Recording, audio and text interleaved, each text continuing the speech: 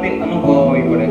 તમે કોઈ એવું નથી કે વસ્તુ ખરીદીને ઘરે આવી ગયા, બરાબર, પછી એનાથી તમને કોઈ સાઈડ ઇફેક્ટ થાય, નુકસાની થાય, જાનમાલને નુકસાન થાય, એવું ના થવું જોઈએ. જેમ કે આપણા ઘરે ગેસ સિલિન્ડર આવે છે તો એ કંપનીની પૂરેપૂરી જવાબદારી છે કે ગેસ સિલિન્ડર છે એ સરકારના નીતિ નિયમ મુજબ, સ્ટાન્ડર્ડ મુજબ, સેફટી એન્ડ જે રેગ્યુલેશન્સ છે એ મુજબ આવવો જોઈએ. એના ઉપર જે દર 4 વર્ષે 5 વર્ષે એનો જે રિન્યુઅલ થતો હોય, પ્રેશરનો ટેસ્ટ થતો હોય, એ મુજબ તો ટેસ્ટ થવો જોઈએ. નહીં કે આપણા ઘરે આવે પછી બ્લાસ્ટ થાય અને આપણને નુકસાન થાય, બરાબર. તો એ એમની જવાબદારી છે. આપણે એને પૈસા આપી વસ્તુ લઈએ છીએ તો એના સામે આપણને પૂરેપૂરું રક્ષણ મળવું જોઈએ. માની લો કે તમે કોઈ વસ્તુ ગામમાંથી લાવો, માર્કેટમાંથી લાવો, તો વસ્તુ ખાધ્યા પછી તમને કોઈ સાઈડ ઇફેક્ટ થાય. ઘણી વખત તમે સાંભળ્યું છે કે રેસ્ટોરન્ટમાં જમ્યા પછી ફૂડ પોઈઝનિંગ થયું એમ, બરાબર. તો એ શાના કારણે થાય છે? એ લોકોની એવી વૃત્તિ છે કે વાસી ખવડાવી દેવું, અથવા તો જે કાંઈ ફૂડ એન્ડ સેફ્ટીના સ્ટાન્ડર્ડ્સ છે એ પ્રમાણે વસ્તુ ના વાપરવી, એ પ્રમાણેનો જે ફૂડ છે તૈયાર ના કરવું, બરાબર. વાસી ખોરાક છે આપી દેવો, એટલા માટે. તો આપણે પૂરા પૈસા આપીને ખરીદીએ છીએ, બરાબર, છતાં આપણને એનાથી નુકસાન થાય છે ને. તો એવા કિસ્સાની અંદર આપણને આપણો હક છે એ ખ્યાલ હોવો જોઈએ કે રાઈટ ટુ સેફ્ટી. વસ્તુ કોઈ પણ ખરીદીએ એનાથી આપણને કન્ઝ્યુમર પ્રોટેક્શન એક્ટ 1986માં પહેલો હક આપ્યો છે રાઈટ ટુ સેફ્ટીનો, સલામતીનો અધિકાર. કોઈ પણ વસ્તુ હોય, સેવા હોય, તો પણ આપણને સેફ્ટી પૂરેપૂરી મળવી જોઈએ. એના પછી બીજો છે રાઈટ ટુ ઇન્ફોર્મેશન. આપણે જે વસ્તુ લેવા જઈએ છીએ શોપિંગ મોલમાં, અથવા કોઈ પણ વેપારી છે અથવા કોઈ પણ વ્યક્તિ પાસે, સંસ્થા પાસેથી સેવા લઈએ છીએ, તો એ સેવા લેતા પહેલા એ વસ્તુ પદાર્થ કે કોઈ પણ પ્રોડક્ટ, એના વિશે પૂરેપૂરી માહિતીનો અધિકાર છે. કે એના પછી આપણે પૂછીએ કે આ કેટલી કિંમતની છે, ક્યારે બનેલી છે, કોને બનાવેલી છે, કઈ સંજોગોમાં, કઈ પરિસ્થિતિમાં છે, વેજીટેબલ કે નોન વેજીટેરિયન, કઈ રીતની છે, એના ઇન્ગ્રેડિયન્ટ શું છે, એમાંથી આપણને મળતી પ્રોડક્ટમાં ફેક્ટ, ન્યુટ્રિશન ફેક્ટ શું છે, વિટામિન, પ્રોટીન, કાર્બોહાઈડ્રેટ, શુગર, કેટલી વસ્તુઓ અંદરથી મળવાપાત્ર છે. એ વસ્તુ વિશે આ તમામે તમામ માહિતી લેવાનો આપણો અધિકાર છે. એમાં કોઈ તમને ના ન પાડી શકે કે આ માહિતી અમે ના આપે. એ વસ્તુ અલગ છે, દુકાનદારને ખબર ના હોય, ના આપે. પણ તમે જુઓ તો પેકેટ હશે તો એના પર બધી વસ્તુ લખેલી હશે, મેજોરિટી, કે આમાંથી ન્યુટ્રિશન ફેક્ટ આ છે, મેન્યુફેક્ચરર આ છે, એમઆરપી આ છે, બરાબર, કઈ જગ્યાએ બનેલી છે, વેજ છે, નોન વેજ છે, એ દરેક વસ્તુ લખેલી હોય છે. તો એ જો આપણો રાઈટ ટુ ઇન્ફોર્મેશન, માહિતી મેળવવાનો અધિકાર. એના પછી બીજો છે રાઈટ ટુ બી ઇન્ફોર્મ.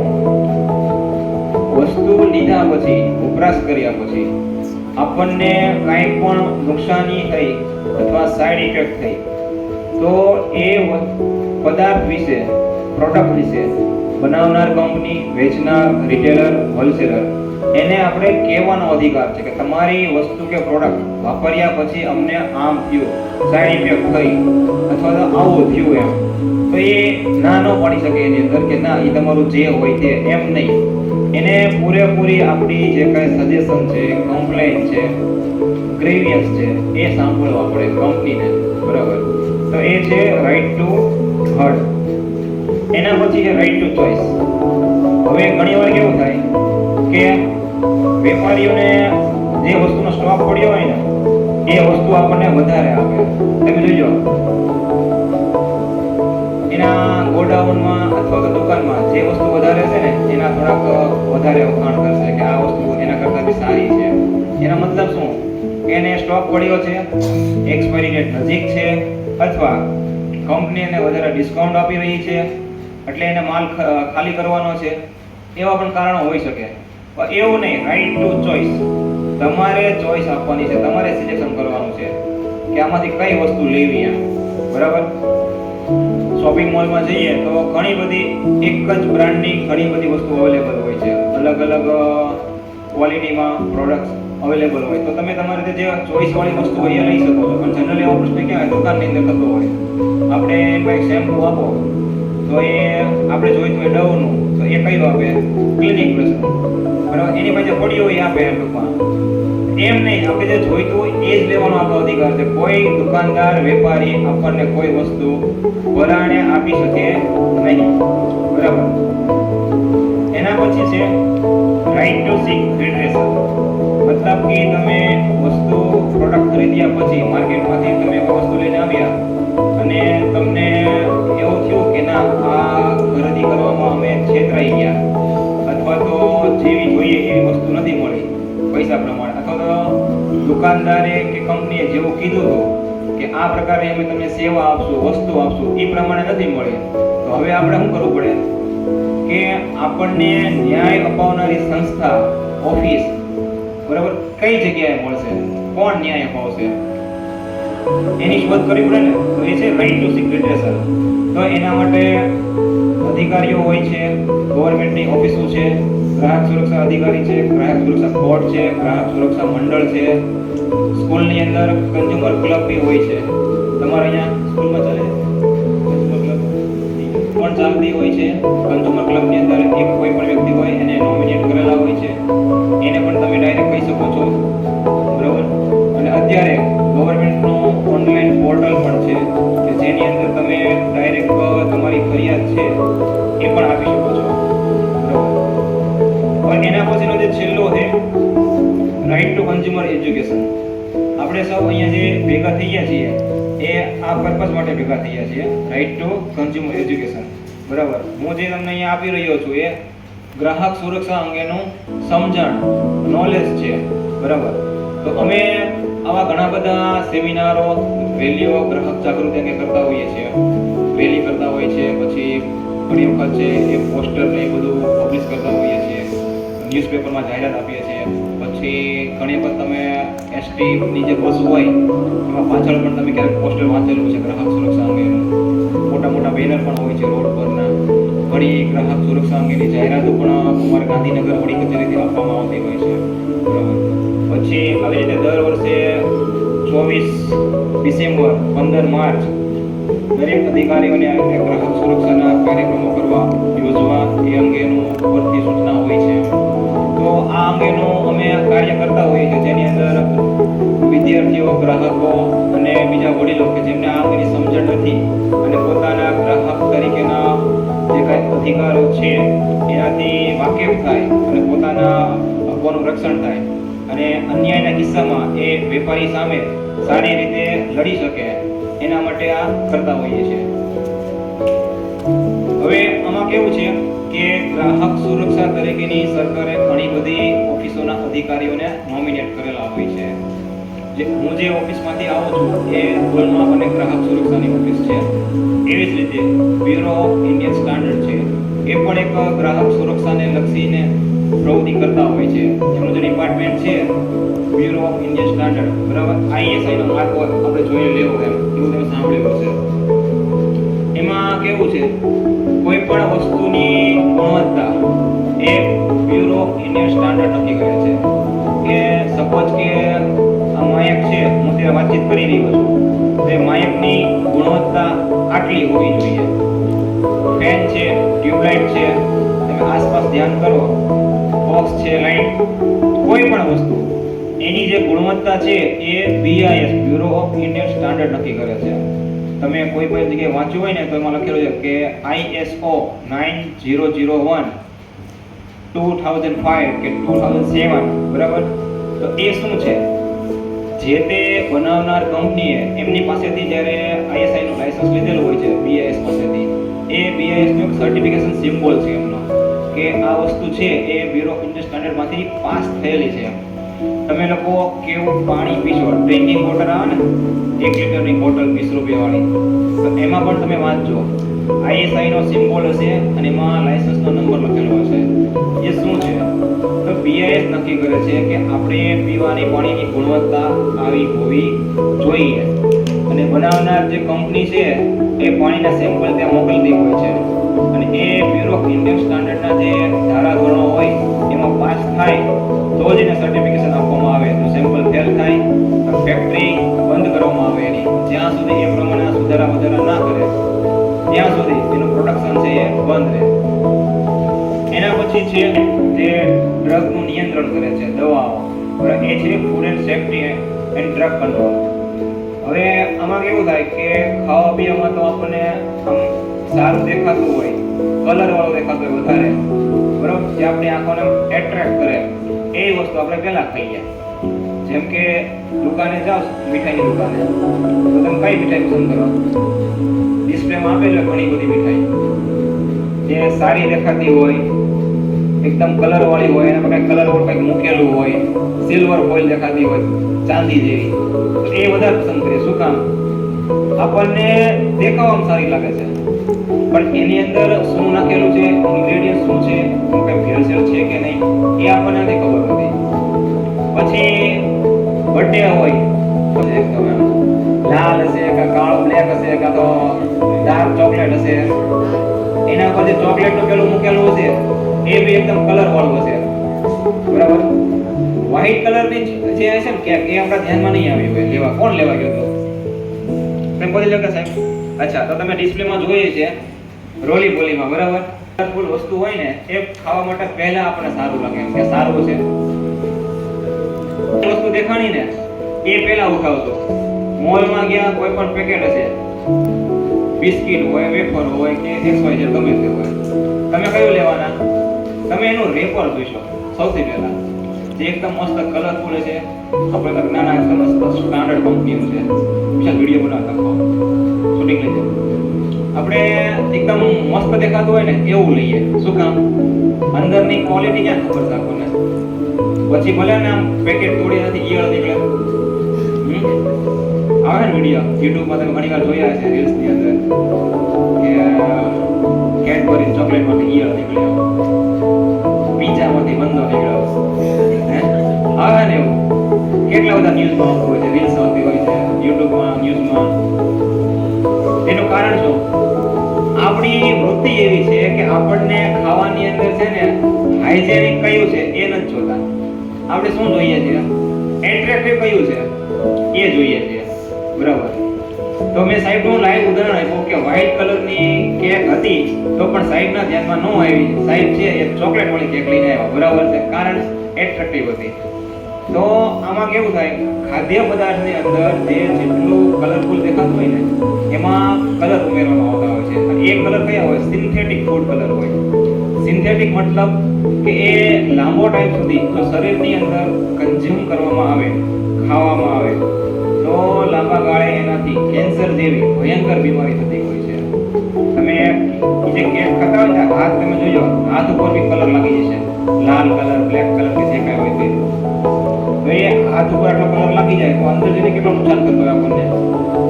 એ કોઈ ખાદ્ય કલર નહીં હોતો, સિન્થેટિક ફૂડ કલર હોય છે, જે પ્રોડક્ટને દેખાવમાં સારી લગાડવા માટે ઉમેરવામાં આવે છે.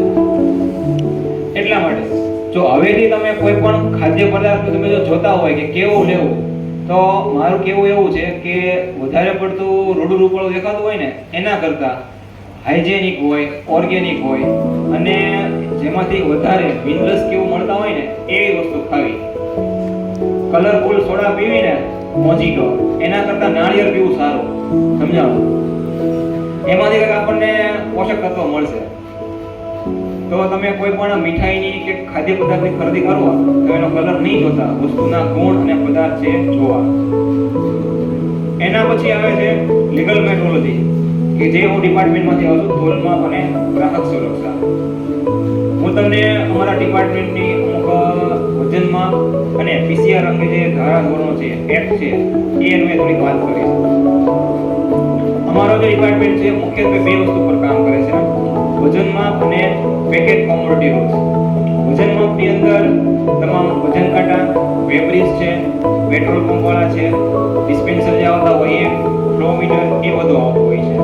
એનું વાર્ષિક અમારે રિન્યુઅલ કરવાનું હોય, ત્યાં સ્થળ તપાસ કરીએ, પછી સરકારના ધારા ધોરણો મુજબ એનું વેરિફિકેશન થાય, એ બરાબર હોય તો એના પર સીલ લાગે અને એને વાર્ષિક 1 વર્ષ સર્ટિફિકેટ આપવાનું હોય છે. જે બીજું જે વસ્તુ છે એ પેકેટ કોમોડિટી રૂલ્સ છે, PCR.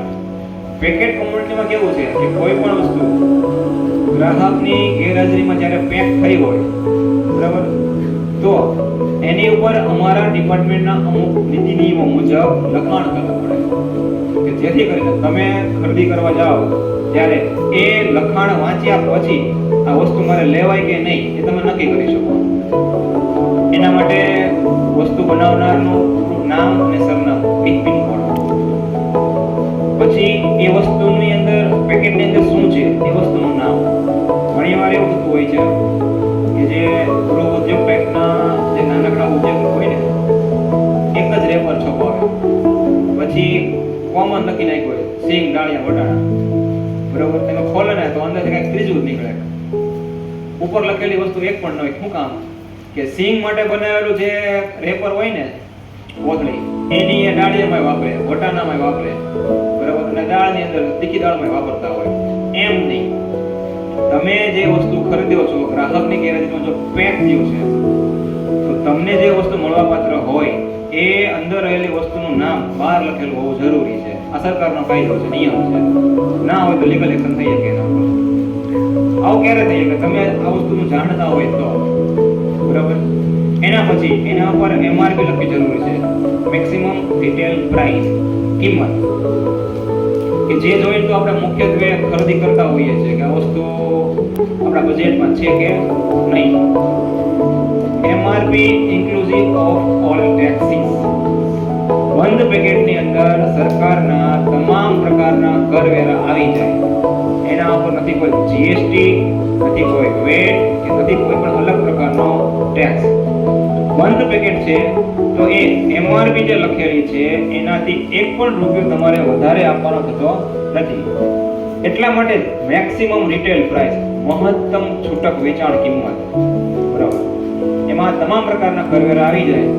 અને જો કોઈ વેપારી, દુકાનદાર, રિટેલર તમારી પાસેથી આવા બંધ પેકેટ ઉપર એમઆરપી થી વધારે રૂપિયા માંગતા હોય તો તમે એના પર કાયદેસર રીતે ફરિયાદ કરી એક્શન લઈ શકો છો.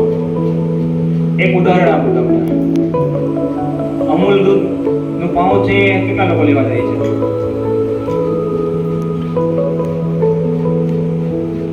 તો ક્યારેક પ્રશ્ન એવો થતો હોય છે કે જે વેચાણ કિંમત હોય એનાથી વધારે પૈસા લે. હાઈવે હોટલ ઉપર ઊભા હોઈએ તો બાલાજીનું પેકેટ લઈએ તો 2 રૂપિયા, 3 રૂપિયા, 5 રૂપિયા. થમ્સઅપ ની અંદર, કોલ્ડ ડ્રિંક્સમાં 2 રૂપિયાથી 5 રૂપિયા, 10 રૂપિયા વધારે લેતા હોય છે એમઆરપી થી. આવો કેટલાને અનુભવ થયેલો છે? મેં પણ આપેલા છે. હું જેની પાસેથી દૂધ લાવું છું એને પણ ખબર છે, એ પણ લે છે મારી પાસેથી. હાઈવે હોટલ ઉપર પણ આવું બને છે, બરાબર. તો એ એમઆરપી થી વધારે રૂપિયા લેવા એ ગેરકાયદેસર છે, બરાબર. તો એના ઉપર આપણે લીગલ એક્શન લઈ શકીએ છીએ. કોઈ પણ વેપારી છાપેલી કિંમતથી 1 પણ રૂપિયો વધારે લઈ શકે નહીં. એના પછી એને કસ્ટમર કેર નંબર અને મેલ આઈડી છાપવું ફરજિયાત છે પેકેટ પર. એ શા માટે? કે વસ્તુનો વપરાશ કર્યા પછી તમને માની લો કે કોઈ ગ્રીવિયન્સ છે, ફરિયાદ છે અથવા કોઈ સજેશન આપવું છે તો એ લખેલા નંબર ઉપર તમે ફોન કરી, મેલ કરી તમે એને જણાવી શકો કે તમારી વસ્તુની અંદર આ ખામી હતી અથવા તો સારું હતું અથવા તો આ કંઈક ઇમ્પ્રુવમેન્ટ કરવા જેવું છે એની અંદર. એટલા માટે સરકારનો કાયદો છે કે કોઈ પણ પેકેટ ઉપર મેલ આઈડી અને કસ્ટમર કેર નંબર લખવો ફરજિયાત છે. એના પછી બેચ નંબર અને ડેટ ઓફ મેન્યુફેક્ચરિંગ અથવા ડેટ ઓફ એક્સપાયરી આ લખવી ફરજિયાત છે. શા માટે? કે ડેટ ઓફ એક્સપાયરી લખેલી હોય તો જ આપણને ખ્યાલ આવે ને કે આ પેકેટ છે આજે આટલા ટાઈમ પછી એક્સપાયર થવાનું છે અથવા તો હાલમાં એક્સપાયર થઈ રહ્યું છે તો ના લઈએ. કોઈ એવી વસ્તુ લઈ જતા હોઈએ, માનો કે સાબુ છે, હવે એ 15 દિવસમાં એક્સપાયર થતો હોય, આપણને એમ લાગે કે આ મારો સાબુ છે, મહિનો ચાલે એમ છે, તો આપણે નહીં લઈએ. શું કામ? કે એક્સપાયર થવાની તૈયારી છે, બરાબર. તો એક્સપાયરી ડેટ વાંચી અને ખરીદી કરવી. અથવા તો જે કિસ્સામાં 3 મંથ, બેસ્ટ બિફોર 6 મંથ અથવા best before 12 month from the date of cutting એવું લખેલું હોય તો એ પેકેટ છે એ તમારે નિરખીને વાંચવું બારીકાઈથી. એમાં હું જે વાત કરતો હતો એ બધું લખેલું છે કે નહીં. હવે પછી નેક્સ્ટ તમે ગમે ત્યાં જાઓ, ખરીદી કરો, કોઈ પણ પેકેટ હોય, એવું નહીં કે ખાદ્ય બજાર, ખાદ્ય, હાર્ડવેર, ઇલેક્ટ્રોનિક્સ, કોઈ પણ વસ્તુ, એમાં તમારે આ રીતનું જે વાંચવું કેમ કે અમુક વસ્તુ અખાદ્ય હોવા છતાં એની એક્સપાયરી ડેટ હોય છે કે આટલા ટાઈમ પછી એ ઉપયોગમાં ના લઈ શકાય એ વસ્તુ બની જતી હોય છે. જેમ કે ઓઇલ હોય, લિક્વિડ વસ્તુ, બરાબર, તો એની પણ એક્સપાયરી ડેટ હોય છે. એવું નથી કે ખાદ્ય પદાર્થમાં જ એક્સપાયરી ડેટ આવે. તો આ વસ્તુ તમારે ખાસ નિરીક્ષણ કરવું. એના પછી આવે યુએસપી, યુનિટ સેલ પ્રાઇસ. અમુકમાં 5 લીટરનું ડબલું હોય તો એ સેમ પ્રોડક્ટ છે, માનો કે સિંગતેલ જ છે, પણ આ કંપનીનું સસ્તું અને આ કંપનીનું મોંઘું. તમે કઈ રીતે કેલ્ક્યુલેટ કરશો? તો એ તમારે કેવું કરવું પડે કે 5 લીટરના આટલા ભાવ તો 1 લીટરના કેટલા ભાવ, પછી 5 કિલોના આટલા ભાવ તો 1 કિલોના કેટલા ભાવ. કેમ કે અમુક કંપની લીટરમાં વેચે છે, અમુક કંપની કિલોમાં પણ વેચે છે. કિલોના અને લીટરના બંનેના ભાવ અલગ અલગ હોય છે. તો એ તમારે એ ભાવ ડાયરેક્ટલી તમે આ કાઢવા બેસો, કેલ્ક્યુલેશન કરો તો વાર લાગી જાય. તો એના માટે શું કરવું પડે? તો ગવર્નમેન્ટનો એક નિયમ આવ્યો, યુએસપી, યુનિટ સેલ પ્રાઇસ. મેન્યુફેક્ચરને જ કહી દીધું કે તમારે યુએસપી લખીને આપવી, મતલબ કે આ સિંગતેલ છે એની 1 ml ની કિંમત આટલી થાય. તો માની લો કે 10 કંપનીના સિંગતેલના પડ્યા છે ડબલા, તો એમાંથી તમારે શું વાંચવાનું? ડાયરેક્ટ યુએસપી, કે આને ભાઈ આ છે એ 2 પૈસાનું 1 ગ્રામ છે, અથવા તો 2 પૈસાનું 1 ml છે. એની બાજુમાં જે કંપનીનું જે પડ્યું છે ટી, એ તો ભાઈ કે 2.5 પૈસાનું 1 ml થાય છે. તો તમને ડાયરેક્ટલી સીધો ખ્યાલ આવશે કે આ સસ્તું છે ને આ મોંઘું છે. એટલા માટે સરકારે યુએસપી નો કાયદો છે બનાવ્યો. એમ અમારા પેકેટ કોમોડિટી રૂલ્સ અન્વયે આ જે ડિક્લેરેશન છે એ ડિક્લેરેશન કરવા બધા તમામ ફરજિયાત છે. જે ડિક્લેરેશન ના કરતા હોય એમાં અમે ઓચિંતીની મુલાકાત લેતા હોઈએ છીએ. પેકેટ હાથમાં આવે તો એનો જે એડ્રેસ હોય વિથ પિન કોડ એનો સંપર્ક કરી અમે એને લાયસન્સ લેવા માટે અને જો સુધારો ના કરે તો એના ઉપર કાયદાકીય રીતે અમે એક્શન પણ લેતા હોઈએ છીએ.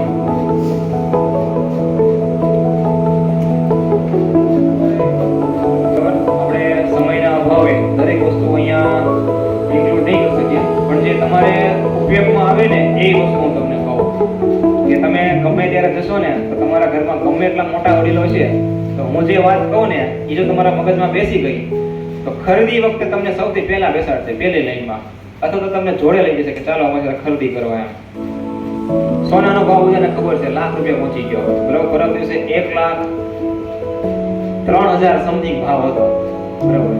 તો સોના જેવી મોંઘી વસ્તુમાં કેવું થાય, એક મિલીગ્રામના પૈસા હોય, એક મિલીગ્રામના ₹1,000 જેવો ભાવ થાય. તો સોની તમે જે ભાવ જોશો ગૂગલમાં કે કોઈ પણ જગ્યાએ, જે ભાવ હોય 24 કેરેટનો ભાવ હોય છે. તમે લેવા જાઓ તમને મળે છે 22 કેરેટ. તો 22 કેરેટ 24 કેરેટ આ બધું શું? 20 કેરેટ 18 કેરેટ. અમુક લેડીઝ લોકો જે કાનમાં નાનકડી બુટી પહેરતા હોય ગ્રામની, એ 18 ગ્રામની હોય. તો ભાવ તમારી પાસેથી 24 ગ્રામ 22 ગ્રામની હારવાર લે તો તમને કેમ ખબર પડે આ 22 ગ્રામની હતી કે 18 ગ્રામની હતી? તો તમારે આ જે ડિફરન્સ છે સમજવો જરૂરી છે. તમારે સીધી મેથ્સ ભણતા હોય 83 ભણવાની કે 24 કેરેટનો ભાવ ₹1,00,000 તો 22 કેરેટનો ભાવ કેટલો? એ જે ભાવ આવે ને એ 22 કેરેટનો ભાવ થાય. પછી એના ઉપર સિમ્બોલ મારેલો હોય, દરેકમાં અલગ અલગ સિમ્બોલ હોય. જો 22 કેરેટ હશે ને તો 916 કહેવાય, 916 નો એના પર સીલ મારેલો હોય. પછી 18 કેરેટ હોય ને તો 750 નું સીલ મારેલું હોય. 21 કેરેટ નો હોય તો 875 નું સીલ મારેલું હોય. અમારા હાથમાં આ વીટી છે તો આની ઉપર છે ને 916 છે. તમને સોની એમ જ કહેશે કે 916 નું સોનું છે, બરાબર, 22 કેરેટ નું. તો 24 કેરેટ, 22 કેરેટ, 18 કેરેટ, 20 કેરેટ એનો તફાવત આવી રીતે થશે. અમારે સીધી 83 મળી ભાવ મૂકવાનો, બરાબર. અને પૂછવાનું કે તમે જે અમને પ્રોડક્ટ આપો છો એ કેટલા કેરેટની છે. નાની વસ્તુ હશે અમુક એવી તો એ 20 કેરેટની પણ હોય, બરાબર, અને ભાવ તમારી પાસેથી 22 કેરેટના લે. તો આ વસ્તુ ના થાય એનું ધ્યાન રાખો. અને એમની પાસેથી જો હોલમાર્ક કરેલું હોય તો હોલમાર્કનું સર્ટિફિકેટ માંગવું ફરજિયાત. ઓરિજિનલ છે કે એ પણ જોવું, સહી સિક્કાવાળું કમ્પ્લીટ છે કે નહીં. અને જે તમે ઓર્નામેન્ટ્સ ખરીદ્યું હોય એના ઉપર પણ સિમ્બોલ છે કે નહીં હોલમાર્કનો એક ખાસ જોવું એમ. હવે આપણે તોલમાપ અંગેના થોડાક વિડીયો જોઈએ કે જેની અંદર તમે બજારમાં પ્રેક્ટિકલી ખરીદી કરવા જાઓ તો જે ફેરિયા હોય, કેમ કે અત્યારે સરકારનો નિયમ થઈ ગયો છે કે જો એ વસ્તુ ઉપરથી લીગલી આવી છે તો એને બી જીએસટી ભર્યું હોય, ક્રેડિટ કાર્ડમાં લખાઈ લેવું કે મારે મોટા બોલી કોઈ નહીં, મને બિલની અંદર લખી આપો જે હોય છે.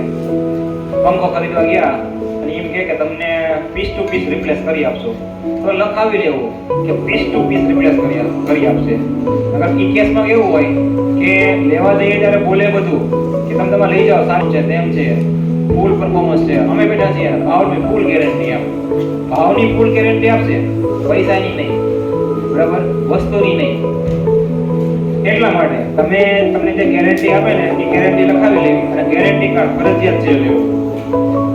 બીજી વસ્તુ મગજમાં એટલી ખાસ યાદ રાખવી, સસ્તું એટલું છેતરામણું. કોઈ પણ વસ્તુ ખરીદો તો તમને એમ લાગે ને કે આ બીજી પ્રોડક્ટ કરતાં સસ્તું છે, અથવા તો કોઈ એવી જાહેરાત છે કે આપણને ભટકાવી દેવાની વાત હોય, તો એટલું ધ્યાન રાખવું કે આમાં કંઈક ગડબડ હશે. તો સસ્તું એટલું છેતરામણું, એ સૂત્ર હંમેશા યાદ રાખવું. ઘણી વખત ઓનલાઈનમાં પછી તમે કોઈ વેબસાઇટ પર જતા હોય તો એના પર એનો પોપઅપ થાય કે તમને લાખ રૂપિયાનો આઈફોન માત્ર 30,000માં. બરાબર, તમારો ડેટા ભરો, નામ, એડ્રેસ અને યુપીઆઈ થી પેમેન્ટ કરો, તમારા ઘર ઉપર ફોન છે આવી જશે. બરાબર, તો એ કઈ રીતનું છે? તમને સાયબર ફ્રોડનો શિકાર બનાવવાની એક પેલી આખી ઝાડ છે. તો તમે સૂત્ર યાદ નહીં રાખ્યું કે સસ્તું એટલું છેતરામણું, તો તમે ઝાડની અંદર ફસાઈ જવાના. હવે આપણે થોડાક વિડીયો, મારે કદાચ કાંઈ કેવું નહીં પડે, તમે એમ નામ સમજી જશો કે